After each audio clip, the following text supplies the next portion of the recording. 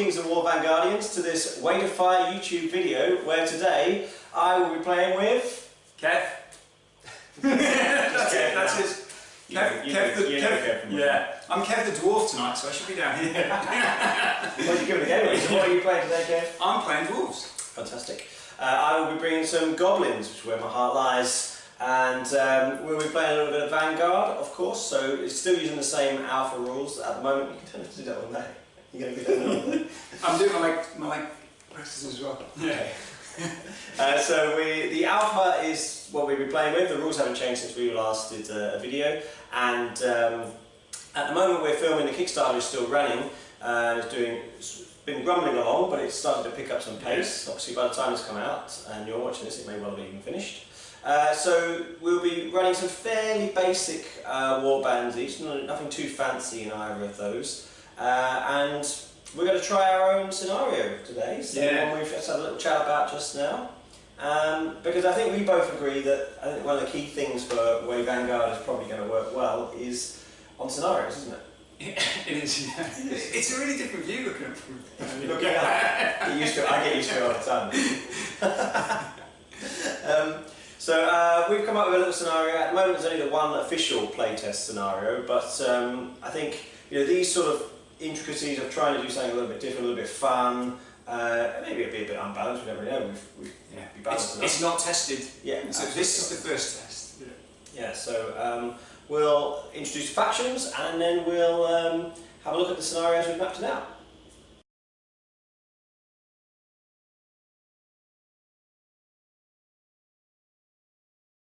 Okay, so this is the dwarf faction, stood round the back of the pub at the moment. We've got 4 levy, we have 2 iron guard with the big hammers and shields, and then also they both bring 1 red power dice. Next to them are 2 shield breakers, with of course big hammers. And next to them 3 ironclad, and they are all led by a sergeant who himself brings 1 white power dice. So that gives you a total of 5 red power dice and 1 white power dice each turn. Indeed. And these are the Goblin Warband that I'll be bringing. So this again is 100 points.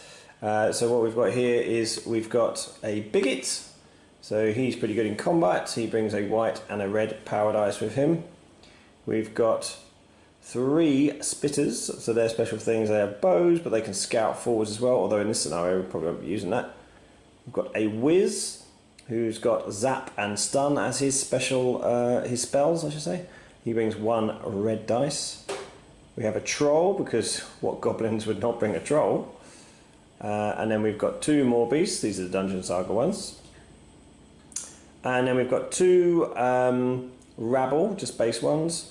And then we've got 3 other rabble with spears. And spears are quite cool because they give you an extra dice if you're within 2 inches of someone who's engaged in combat. And that's it. That's the Goblin Warband.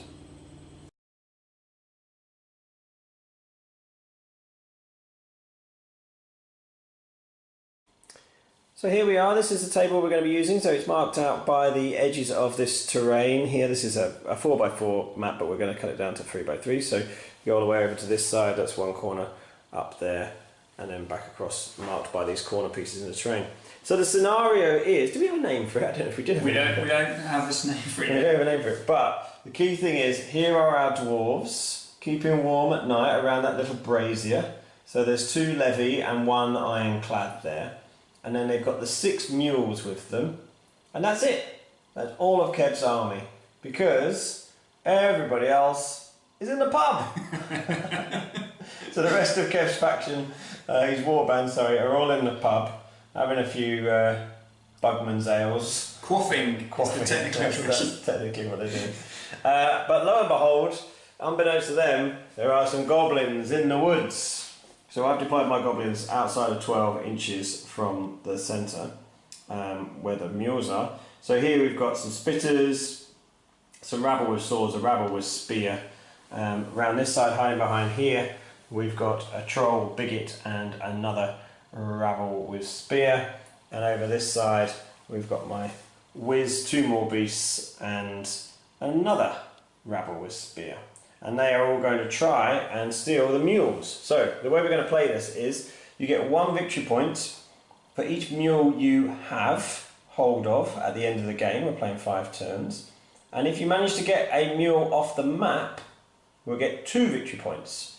Now, moving a mule is a long action, so you can only move your normal movement as you're sort of dragging this donkey behind you. Stubborn donkey, yeah. So we'll see how that plays out. Obviously, like I said, we've just made it up on the spur, but I think that's hopefully one of the pleasures of playing a small skirmish game like this. So let's see how it goes.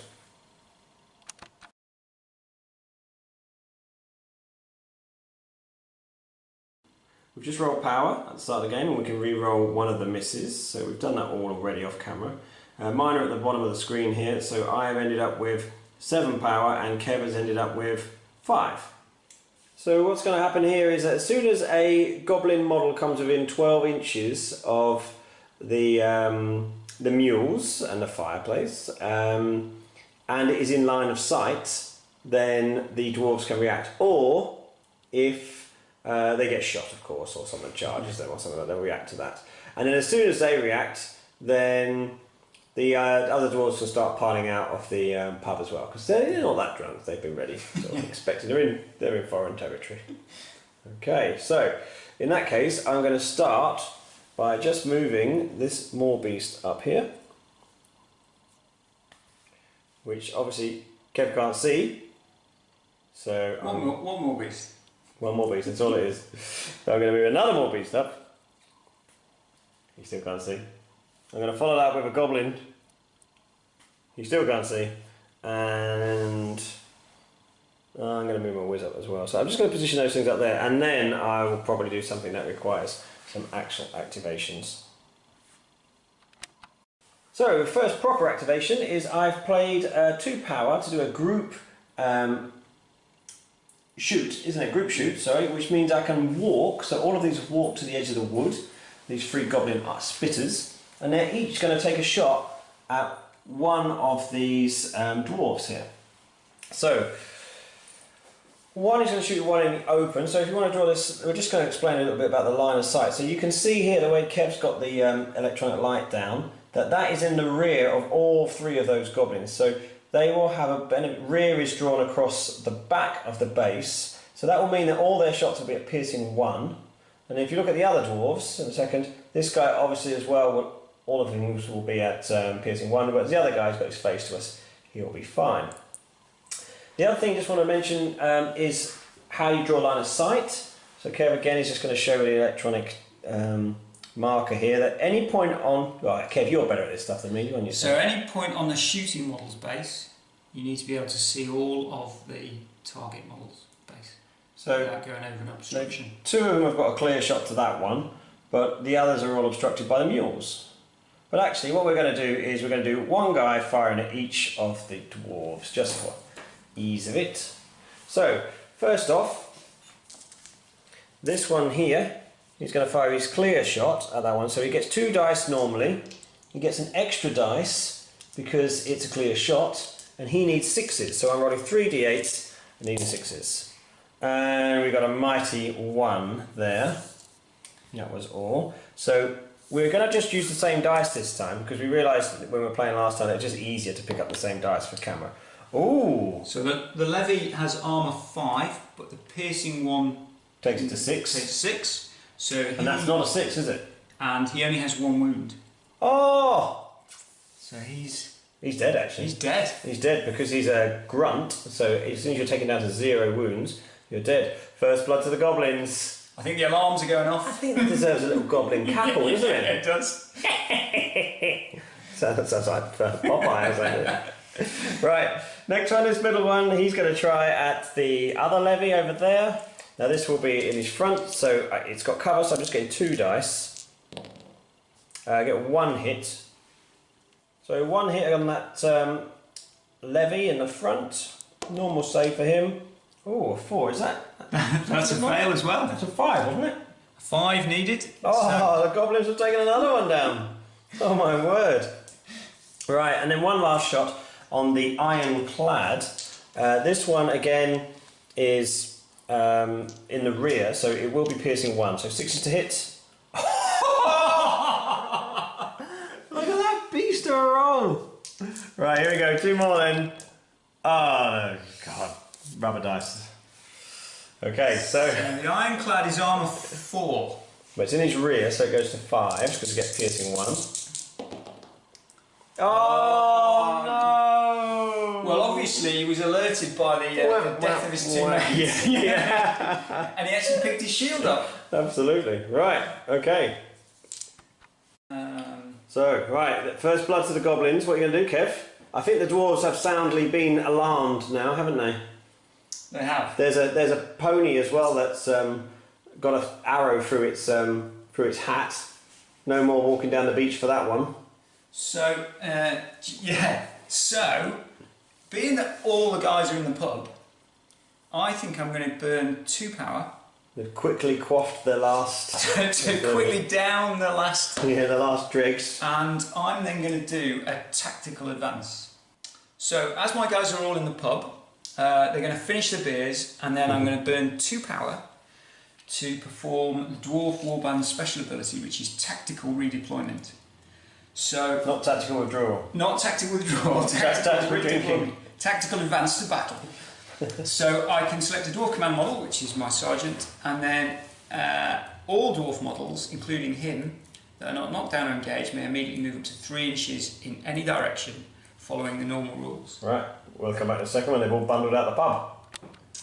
Okay, so the dwarfs have come bursting out of the pub. The sergeant is leading the main contingent straight towards the gate, and another faction led by a shield breaker have burst out of the windows at the side of the pub.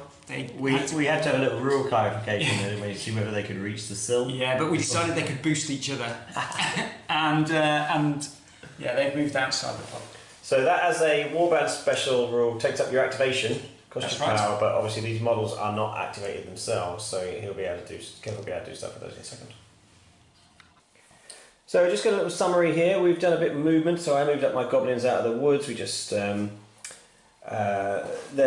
Kev's guys moved forwards. What he did here with these guys, why we've got that 2 power down, is they moved up and they did a group defence. Is that the word?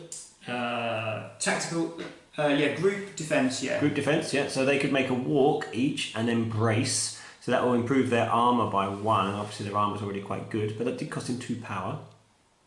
This other guy here at the front, the Iron Guard, walked and braced anyway. So actually that entire row of 4 dwarves are all braced.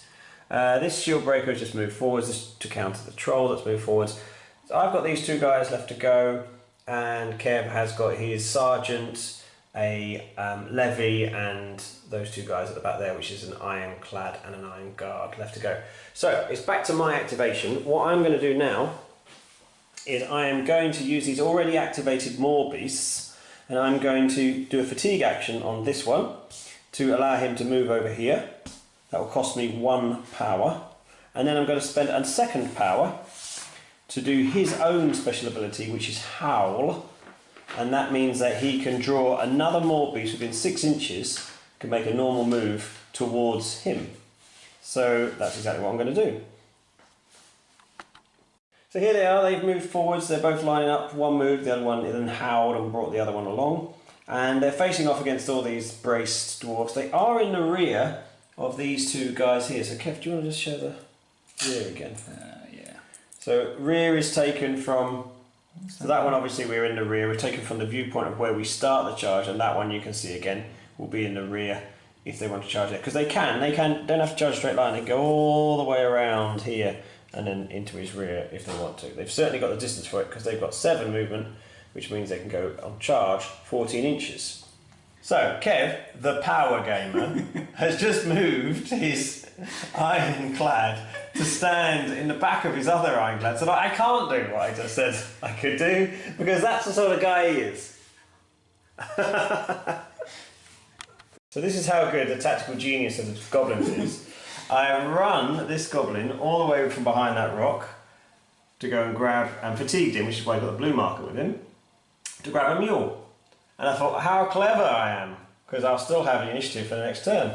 But then Kev moved this guy up, fatiguing him to walk him into engagement, but not combat.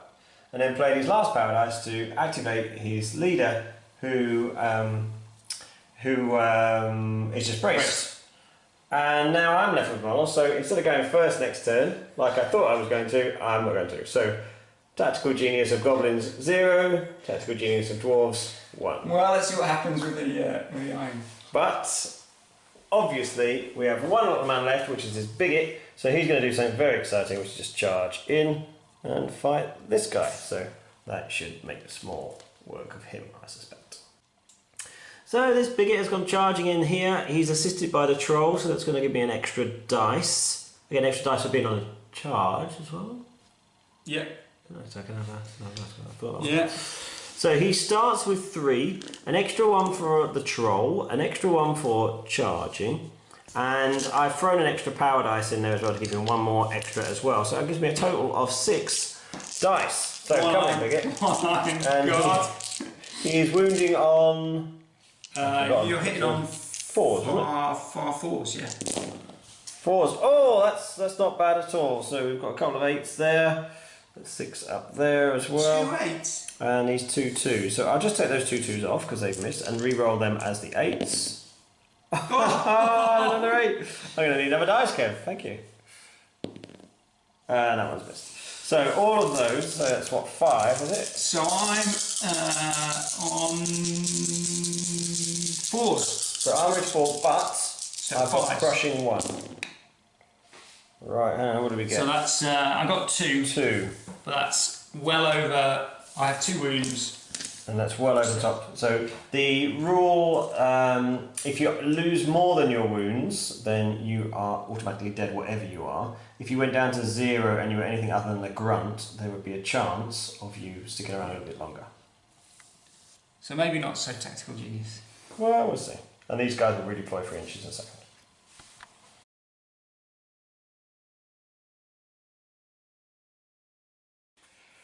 Turn 2, I rolled my power, this is with the reroll already done as well. So I've got 5 for this turn, and Kev has lost 1 because one of his Iron Guard died, so he's got 1 less red dice, but he's still rolled a right and he's also got 5. And Kev will get to activate first, so because I cocked up, so, so let's see what he does, because this charge of more beasts, I suspect, won't happen. But then if that doesn't happen, then there'll be a charge of trolls. And if that doesn't happen, there'll be a charge of more beasts. So come on, Kev, see what you can do. Go ahead, Kev, what are you doing? So I'm going to use 2 power, do a group activation here, and both of these guys are going to charge the troll. Okie doke, in they go. Right, okay, so the shield breaker gets 2 dice. He is 1 dice for charging, and he would normally get 1 dice for having a friend in the combat with him and outnumbering the troll. But because the friend is a ironclad, he has the swarm special rule, which means he counts as 2 models in terms of outnumbering. Broken. And I'll also use power to throw an extra dice. What? 6 dice against my poor troll? What has he ever done? So what are you hitting on? I'm hitting on 4s. Come on, guys. So that's 2 hits. At crushing 1. Crushing 1. Oh, my troll has an armour of 4. So here we go. I need 5 or more then because of the crushing 1. Saved 1, took 1 wound. Now the troll has regenerate, which means I can use a power at any point to burn a wound off, but I'm going to do it once per round. We're not finished yet though, Kev, are we? We're not. You can retaliate if you want. I can, can't I? Shall I do that? Well, that's up to you. I think I will. And then once I've retaliated, because I've not activated and not fatigued, I can retaliate up to twice. But actually your ironclad can also fight as well, because he hasn't actually fought yet either. So, but I retaliate first, trying to see if I can smash down the shield breaker. Okay, so I've got 5 dice. That's what I get, 5 dice to retaliate. And we will be hitting on 5s. Not great, just 1. So, Kev, do you want to roll your armour? But it's crushing 2, so... So I'm armour 5, so I'm looking for a 7. No. No, so he takes a wound. He is a warrior, isn't he? So he's got 2 wounds, is he? He's a shield breaker, so he has 2 wounds. Yeah, so not dead, and I am now fatigued. Fatigued is blue. Okay, so 1 wound and fatigue, and this guy is 1 wound and activated. So my Ironclad now gets to fight. He's 2d8. He was also charging, and he has 1 friend. And he hits on 4s. 4s? That's a lot better. That 4 of those. Any crushing? No crushing. And my defense for my troll is... armour is 4. So we've got 3 at the minute, but 2 8s. And so we've got the 4th one there, so we've saved all of those damage. Doesn't take another wound. Now I can retaliate against that one as well, which I will. I will retaliate. I am fatigued, so this will mean that I will then have to be activated at the end of this retaliation, which means that'll be the end of his turn, of course, so he hasn't gone anywhere. So I'm retaliating against the Ironclad, 5 dice, hitting on 5s. We've got 3 at the minute, but one of those is an 8. 3. So 3 saves, at crushing 2 though, and this guy's only got 1 wound. He's got 2 wounds. Oh, he's got 2 wounds, sorry. And he's got armour 4. So that goes to 6s. At the moment he's only got the 1-8 there. Oh, just try it on the table this time, Kev. Got too excited. Alright, so just saves 1. I did, so that means 2 go through, which takes him down to 0. Yeah. But he's not a grunt, is he? No. So therefore he needs to make a nerve test, doesn't he? So here's the nerve test for the Ironclad to see if he is... So he passes. His nerve is 5. So that means he is down but not out. So he is knocked down and activated and has 1 wound, and he's on 1 wound. And he's fatigued, yeah. And he's fatigued and all that stuff. So basically it's really bad for him. And if his friend wasn't there, he would probably be dead before he gets to do anything, which is certainly how it went in the last game we played. Yeah. But I guess with friends around, it maybe isn't quite as bad. What's this shenanigans, Kev? So we've burned an extra power to do an extra activation, and we've charged the bigot because we want to engage him so he can't join in the fight. Yeah, so that's an Ironclad charging forwards there, isn't it? That is an Ironclad charging forward. So what's he bringing to the fight? So he's bringing 2d8 and he's bringing melee 4. Wow. 2 hits. 2 hits. 2 5s there. No crushing. So I get to save against those, and my bigot's defense armor, is something when I've looked it up on the sheet. 5s, okay. They're not 5s, so he takes 2 wounds. Ah, how many does he have? He has 3 for some reason. A bigot has 3 wounds. Thanks the Lord for that. That would have been bad, very bad. Well, I guess he'll retaliate because he's pretty annoyed about that, can I say. So my bigot's going to retaliate. That will fatigue him. He starts on 3 dice, and I've got to throw a power dice in it to give him an extra 1. So he's hitting on 4s. Oh, that's the way to do it. So you see 2 8s there. That was a 1. So we'll take that one away. We'll re-roll these as the 8s, and 5 hits. He does have crushing 1 as well. So the Ironclad had a defense of 4. 4 is armor. So he needs 5s. Yeah, 5s. You got enough. 2, but 3 get through, and now he's only got 2 wounds, so that, despite being a warrior, he will be dead.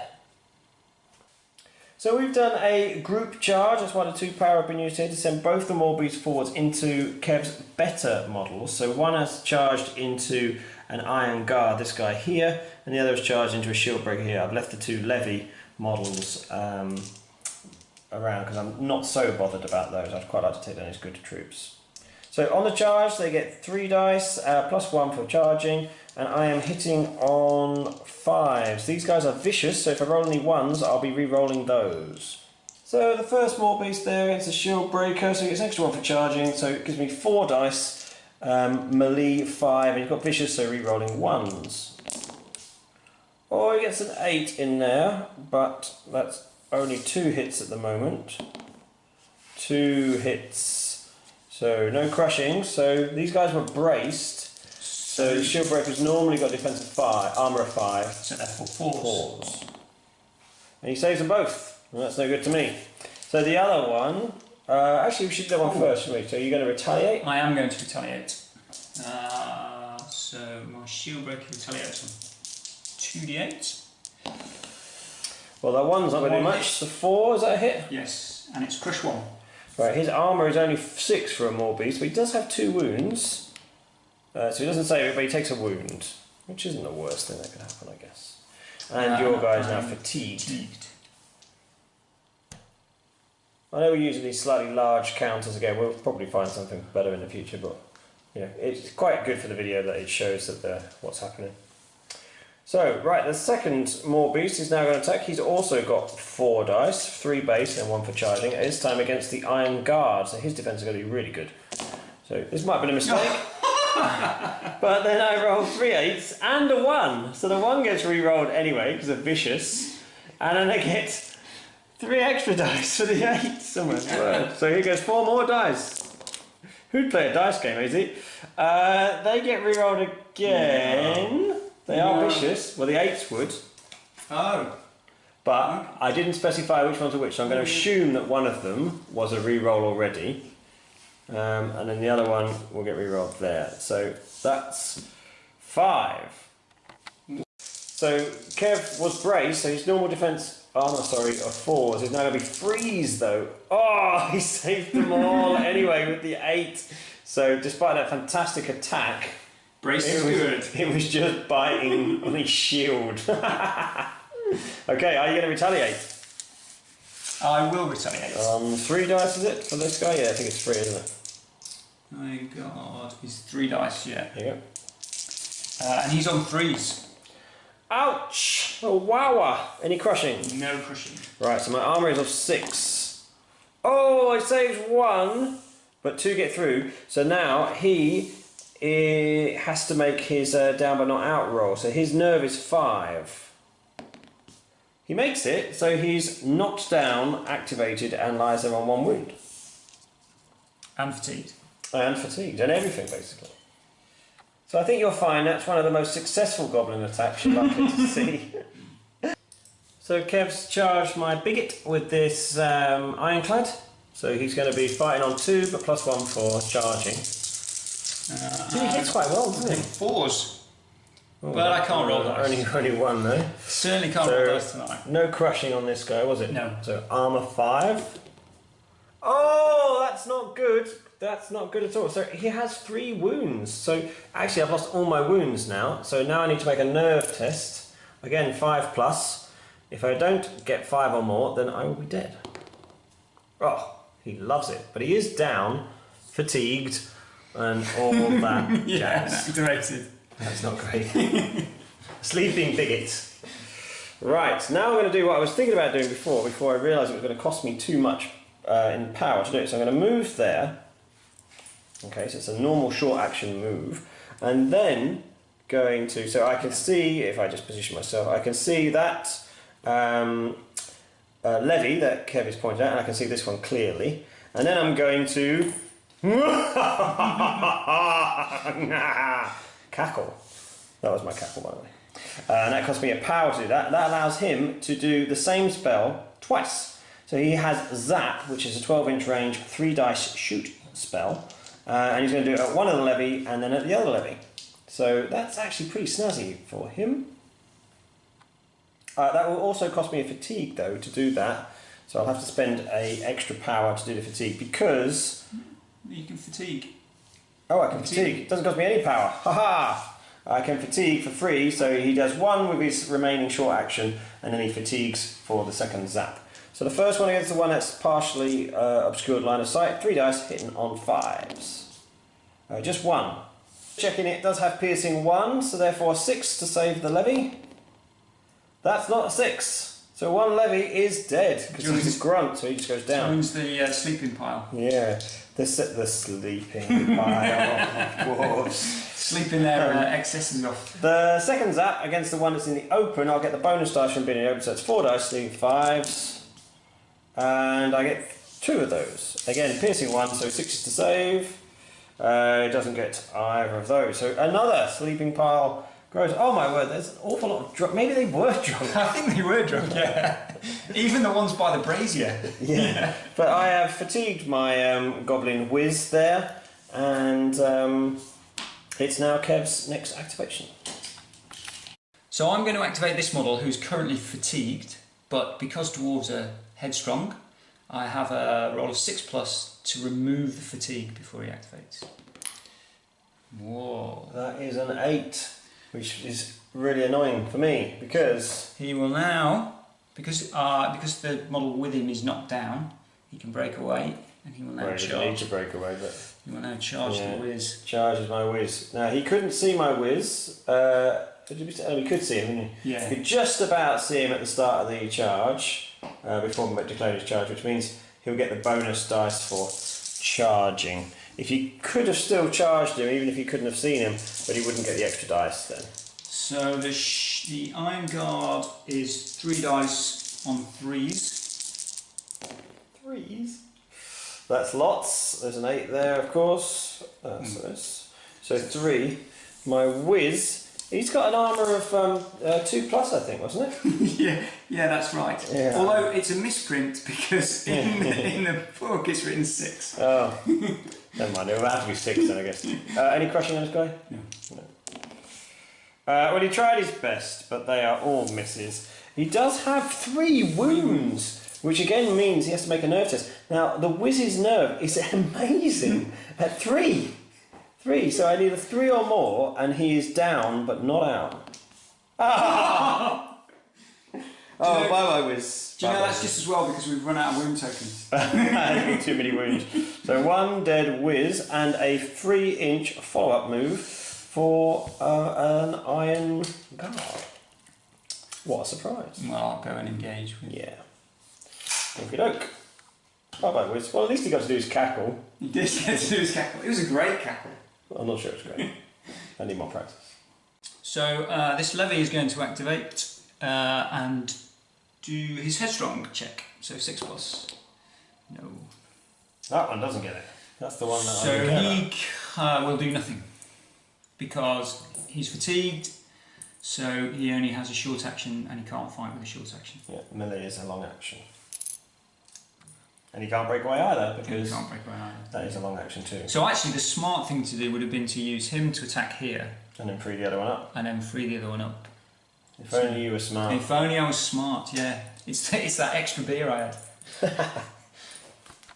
So just catch up a couple of activations that I did. I had this goblin who's taken his mule away with him, and this one has run out of the woods to grab another mule. And while they were doing that, KoW's leader, his sergeant, has charged out onto my moor beast, which is just lying on his side there, knocked down and about to be smashed. So I get 4 dice for the sergeant, 1 dice for charging, and 1 dice because my opponent is knocked down. Doesn't look good. Hitting on 3s, I guess. Hitting on 4s actually. 4s? Oh, yeah. Not quite as good as I would have thought. But I have crushing 1. Oh, well, you certainly have 2 8s as well, so that's not looking good.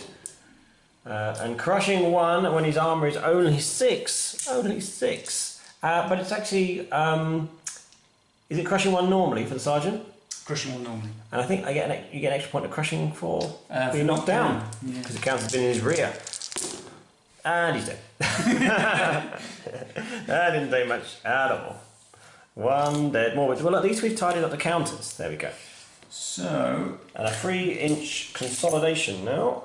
Oh, he's going to go and try and save one of the mules, is he?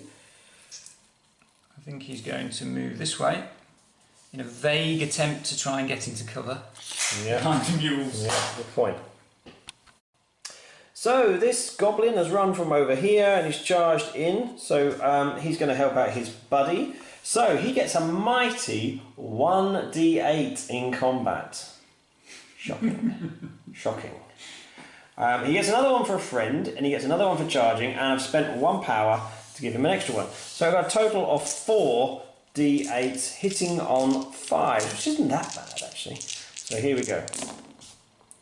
Ooh, not too bad. So we've got 2. One of those is an 8, but that was a 4, so we only get 2 hits No crushing. So, what are you going to roll? Armour was 4, wasn't it? Yeah. He did not brace because he's... I'm going to spend my extra last power dice. last power to put another dice Yep. in. Well, I didn't need to. I think that's okay. Right, so that's that activation. So I will retaliate. Oh yes, you activate, but you can retaliate as fatigued, yes. Oh dear, might be the goblin. 2 hits. 2 hits. No crush. And his armour for a rabble is 5. Oh dear! 2 ones, 1 dead goblin. Oh well, never mind. Right, okay, in that case, his friend, his lonely friend, he might as well fight you now, so he's going to roll his 1 dice. He hits. Might. I'll take it. Well, you have to roll your armour. You have to roll your armour. Oh, you were nearly laughing the other side of your face then, but not. Again, just catching up with the goblins. So this one with a rabble with a spear moved forward to grab another mule, so I'm trying to get 2 of those mules extra out of the thing away from this sergeant. And then we've got a little bit of repositioning with the Goblin Archers. I've done these all together because Kev's got no activations left. And all 3 of them are going to shoot at his sergeant. This one here has a partially obstructed line of sight, so he'll just be firing normally. And these 2 here have a clear line of sight, which Kev is just demonstrating there, onto this sergeant. All in the front arc though, so no piercing benefit, but they'll get an extra dice obviously for shooting.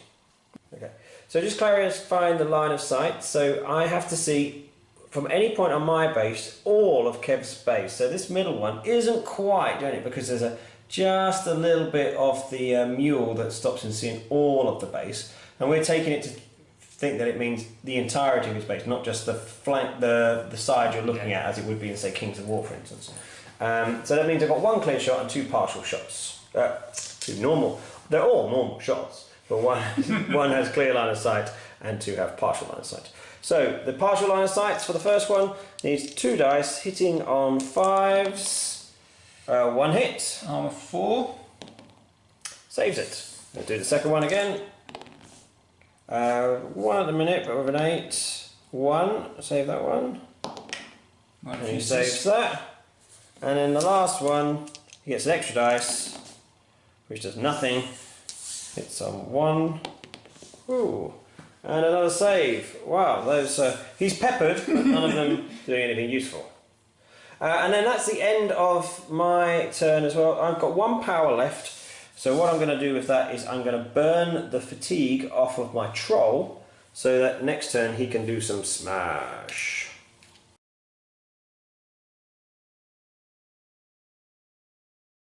So this is my power for round 3. I've already re-rolled, so I've lost 1 power dice because my whiz brought 1 and he's died. But I've still got 6, and Kev has a total of 5. So, whilst he's also lost 1 for losing a Iron Guard, and he's already re-rolled there. Whilst my bigot is on the floor, he's still alive, so we could both re-roll still. If you had no models with the command left, not only would you lose their dice, but also you would lose the ability to re-roll. This is the dead pile going into round 3. There's a lot of dwarves down, so a few goblins have appeared now. But the key thing is who's going to get the mules? Well, the key thing is the Dwarf Warband is now broken. Yes. Yes, it is. So on each activation I have to take a nerve test. A running away test. Yeah, nerve test. And if you fail, you will have to move away from people. I've just realised. I haven't really had the opportunity, but I haven't used my flee ability, have I? No, you I haven't used my Warband special rule of Goblin Flee. Because no goblins have been charged. Oh, only 1, my bigot. I could have done my bigot. You could have done it. No, he didn't get charged. Oh, the whiz. Oh! Yeah. Look at his face as he realised that I forgot that. My whiz could have run away and survived. Oh no, he couldn't. He was already activated. Yeah. Damn my own stupidity. Why, yeah. So we're just looking around, and actually everyone on Kev's side, apart from his sergeant, is engaged. So therefore they won't need to make nerve tests to fall back because the warband is broken anyway. because if you're engaged at the start of your activation, you don't need to test because you're too busy fighting. So even with these guys on the floor, they're still engaged. They just carry on smacking people on the floor, getting smacked on the floor. Yeah. Okay. So I'm probably probably using what to do. I'm probably going to charge this war beast. Okay. Charges back into the maul beast. So 4 dice. You don't get the +1 for charging because you couldn't see him at the start, but you get +1 for having a friend. May I have some more dice? Sorry, I had all the dice in my hand. So 4 and 1, and he hits on 4, isn't it? Yeah. Not great. Not great. 2, and he's crushable. But I save on 6s normally, so that's pretty rubbish for me. I am already I saved 1. I have wounded with 1, so that takes me to my threshold, which means I now need a nerve check to see if he is just knocked down or if he's dead. I did not pass my nerve check, that was a 3. So he is dead-seed. So therefore your leader can make a 3-inch consolidation move. Follow-up move, sorry, in this case. So you can either move forwards or presumably you can... Yeah, I think you can turn. It says into your forward arc, so if you're going to move, it has to be in your forwards or to the sides, because forward arcs run across the back, of course. So, I think turning in place seems perfectly reasonable. So I'm going to activate my troll. I haven't got a lot else I can really do, to be brutally honest. So I'm going to activate my troll. He gets 5 dice base. I'm going to fight that wounded shield breaker. I'm going to throw a power at it as well because, you know, go crazy. Mainly because I've got lots of power and not a lot to do with it. And he does only hit on 5s, which does seem a bit rubbish, doesn't it? Hopefully not. But anyway, here we go. 5. Oh, that one's a bit cocked, so we'll roll that one again. So I'm too honest. I still think that's quite good enough. That's 3. He's got crushing 2, and there's an 8 there to reroll another one. So it's actually 4 at crushing 2. Defense armor was 5. Shield breaker is 5. Yeah, because he doesn't have a shield. So he's broken his shield. That's why he's called that. He left his shield in a pub. Oh, he's dead. He's dead. He's very dead. He is very squished. Now, we were just thinking about what to do. I can make a 3-inch consolidation move. He's pretty much going to stay where he is. I'm actually going to spend another power on that troll to take his wound off using regeneration, and then I'm going to spend another power to activate another model, and I will activate the bigot who can only stand up. The reason to do that is because if he's lying on the floor he's even more vulnerable, so at least standing up he has a little bit of a chance of surviving. Yeah. But he can't do anything useful. So I will activate this ironclad and throw an extra dice in. So normally gets 2s, an extra 1 for the power. And he hits on 4s. Ouch! Is that my first 8? Is that my second 8? Quickly followed by more. Okay, 3. Hits. No crushing. No. My armour was... I think his armour is 5. 5. So I need all of these really, because he's already on his last wound. Well, I got 2 of them. That takes him to 0 wounds again, which is a nerve test, same as before. So his nerve was 5, I think. Oh, it's behind the building. What's it going to be? What's it going to be? Oh. 1 dead bigot. 1 dead bigot. I changed that without moving my hands. Just catching up a little bit. So over the last few activations, my goblins just dragged their mules away. 2 around the side of the wood and 1 through the middle of the wood. This dwarf redeployed to go and grab one of the mules, or protect one of the mules. That dwarf over there just stood up in front of the troll, couldn't do anything else. And this dwarf here failed his headstrong, and that meant that he then couldn't use a long action to fight my goblin. My goblin is not going to fight back, he's going to stand there, because to fight back actually is worse for him, because retaliation is probably going to kill me. So he's just going to sort of chill. Yeah, do a bit of mime. I'm going to do some mime in front of the dwarf, I think. Right, but what we are going to do is... Well, you're all out, aren't you? Yeah. So I was going to do a group action shoot onto his sergeant, but actually I don't need to. So I've got 3 power. I might just spend a power each to modify the dice. Yeah. I think they're all in 12 anyway, aren't they? These guys 2 will have to move, but they can move that. So these guys will just move up We're doing this all in one. Obviously, they would do it separately.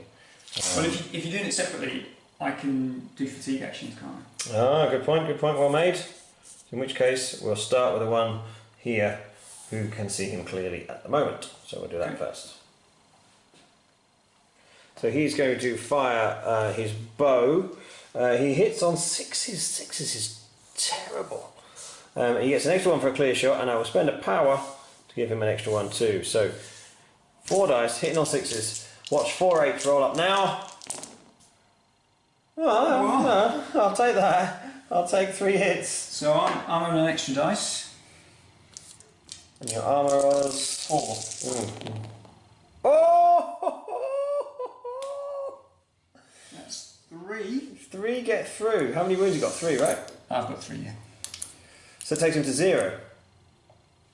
So it does take him to 0. So he needs a nerve test to see if he's alive. So his nerve is 5, and he is inspiring, so he gets to re-roll it. Oh yes, so that was a 4, and he loves that. He loves that.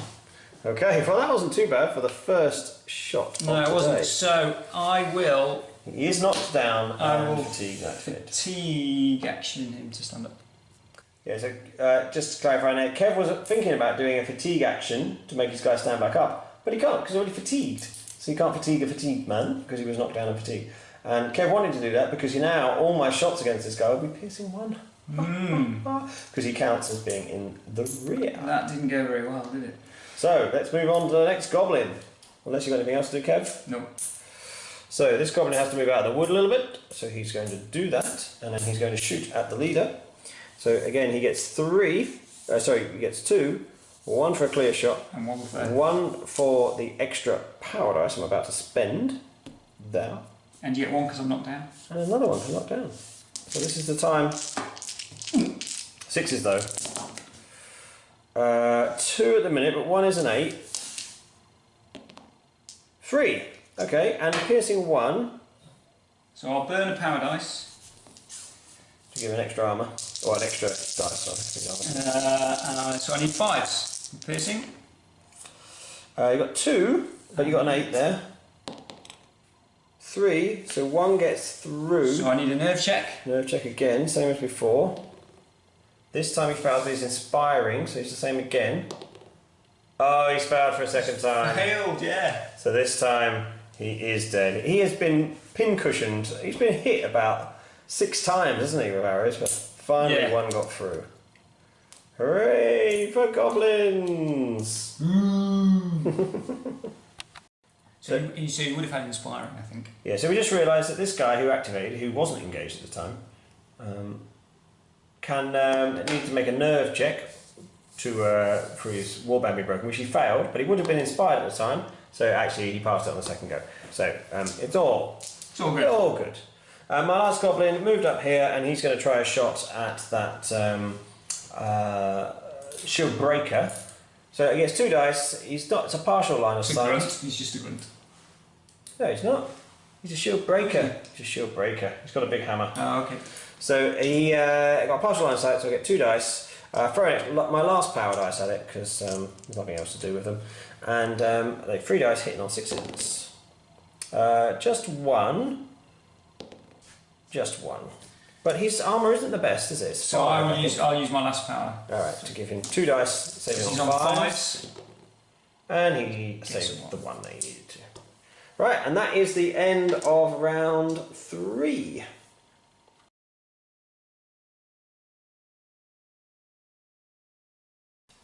Start of round 4, I only get 3 dice now because I've got no bigot and no whiz, so I just get my base 3 dice for power, and I can't re-roll them because I haven't got a commander.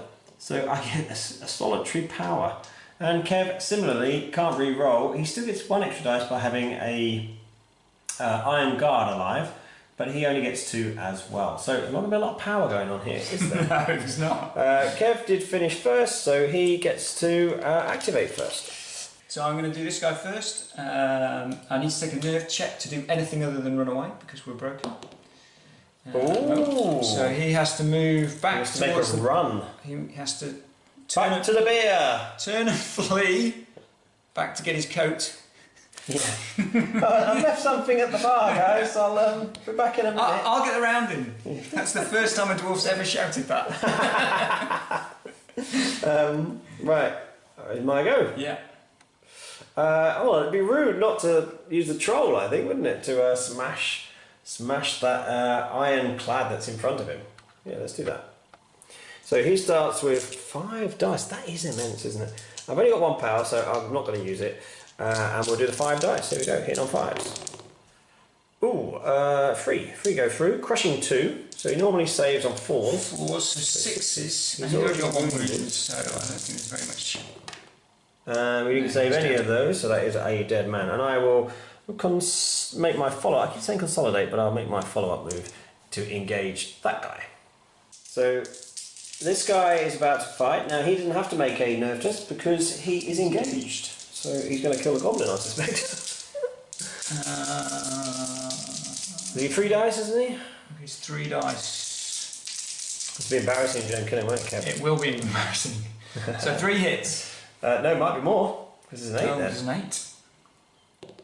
4 hits. My honesty, my honesty. I think 3 would have been enough. So, yeah. Oh, look at that as a save. But it's not enough because he's just a grunt. So, therefore, he is a dead grunt. So, Kev moved his iron guard up and then fatigued him to brace. So, his armour will now be 3. I think it's terrible. Yeah. This goblin, therefore, has moved across to get a better shot, so he's got a clear shot at this one. He gets 2 dice normally, 1 for the clear shot, and I've thrown my only power for this turn into that to give me 5 dice. Hitting on 6s. Here we go! Just 1 at the minute. It's an 8 though. Just 1. This is the moment where he kills him on 1 dice. He's not going to kill him. Saves on 3s. Kev's thrown a power at it because he's so nervous about losing his last models. And that is that. Kev, got 1 activation left. So I will use a fatigue action, and I'll wait to do that. I don't really want to hit the troll. You don't have to, you can just stand there, can you? I will brace. So this guy's just going to brace, is he? I think so, yeah. He's not going to kill the troll. Fair enough. So the last activations for the goblins were just to move the take these away for the hot pot. And then these last 2 goblins, they could have shot at that iron guard, but he's braced and it was pretty tough to kill him. So actually, we're just hungry. We're really, really hungry. Yeah. So we're going to go and get those mules and drag those back. We also didn't mark that guy who fell back as fatigued, so he can't do anything. And if he fails again, he'll end up in the pub, stuck there. So I think we're going to call it there. And I think you can see that that is a victory for the dwarves. Yeah, absolutely. Because we ended up back in the pub. Back in the pub, yeah. That is the victory, being in the pub. Right, so I hope you've enjoyed watching this, and we'll have a little post-game analysis.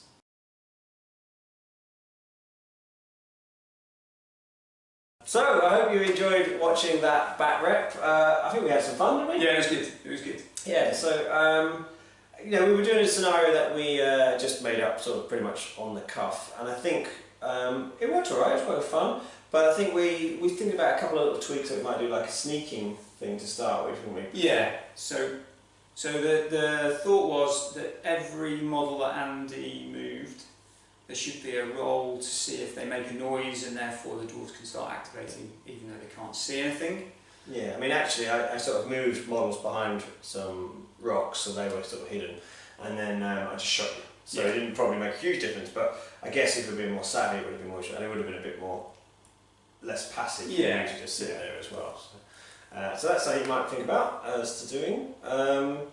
Getting all your guys out early on was really good by using your special action. So the army special action for the dwarves to get this entire warband out of the pub. To the beer garden! To the beer garden. It was pretty good, and obviously for other factions that wouldn't necessarily be the case. And then once we actually were playing, how did you think the game went? Well, it was good. Well, it was kind of in talking in Kings of War terms. The right flank went very badly. The left flank went much better. Yeah. But I need to change the mentality because I tried to use what I thought was a highly armoured Iron Guard to kind of chaff up the troll, which didn't go very well. Chaff up a troll. Chaff up a troll. No, it didn't work. So that's back to the drawing board. You did wound him, I think you've got a lot of hits on him, you know, I've got quite a few saves. So. Yeah. But he did sort of chaff him up because it actually took him the entire game to kill 2 models, didn't it? So, sort of chaffed him up. But yeah, but an expensive models to do it. It was the first one, wasn't it? It was the expensive. Yes. Yeah. Guard. The Iron Guard. Yeah. Yeah. The other guard was just an Iron Cloud, it was cheaper. And losing 2 levy right at the start to sneaky shooting. Yeah, I think actually that was probably the bit that sort of swung it most, because that meant that then all my goblins could just move up onto the collection of mules in the centre without any fear at all of being charged by your dwarves, because it's slower movement obviously, and you had no shooting in your faction. That's my fault, because I don't have any models with crossbows, so therefore it was a combat heavy dwarf army. But so yeah, I think if you hadn't lost those, then they'd have been able to sort of stand around and at least, or charge those goblins. And I mean, I only got 3 mules away really, so if you'd had those 2 levy, or even just one of them left, he'd have probably killed one goblin, and then maybe even have killed the other one. I mean, I think the other thing is, in this kind of scenario, there's an argument as to whether anything left at the picket is inherently the dwarves. So how many were left at the picket that were being held by dwarves, or not being held by goblins? Not many in this case, but I think kind of maybe that's one thing to consider. Yes. So I mean, I think as we're trying to do is like just trying different things with the scenarios, and we've only got the one sort of playtest one at the moment, which is fine. But just trying to do different things, and you know, there's just trying to think of different interesting ways, like capturing the princess, stealing the magic tome, poisoning the well. You know, all of these sorts of things that you could do. Burning down the siege equipment. That's one I think would work fine. And it also lends itself to sort of unbalanced warband games as well. I think, you know, we've got one slightly larger warband attacking and maybe a weaker one defending, but then with other models resupplying. So sort of like we had here, but perhaps from further off the board or something like that. So I think one of the interesting things is we deployed here. Andy was allowed to deploy anywhere on the board, and what that meant was at the start of the game was that he could shoot into rears, which was a big thing. So maybe we just need to think about that a bit. So you guys could all be warming the. They need to be facing out. Yeah, that's right. Yeah, the fire. Don't face the fire. You lose your night vision. The dwarves haven't really got night vision. Maybe we're crossing genres there. Yeah. But I think so I mean, we had a lot of fun. I hope you've enjoyed watching it. We'll continue to do more Vanguard back reps, and as the new models start to come out as well, as drawers start to add those in, and as new warbands become sort of official as well, we'll start using one of those, because I know Kev's really keen to use his Brotherhood, aren't you? Yeah. Is it going to be a Brotherhood? Well, yeah, as undead. As epistles. Yeah. There's one thing converted to the abyss. So, thanks very much for watching. Like, comment, subscribe, and hopefully we'll see you soon on another back rep. See ya.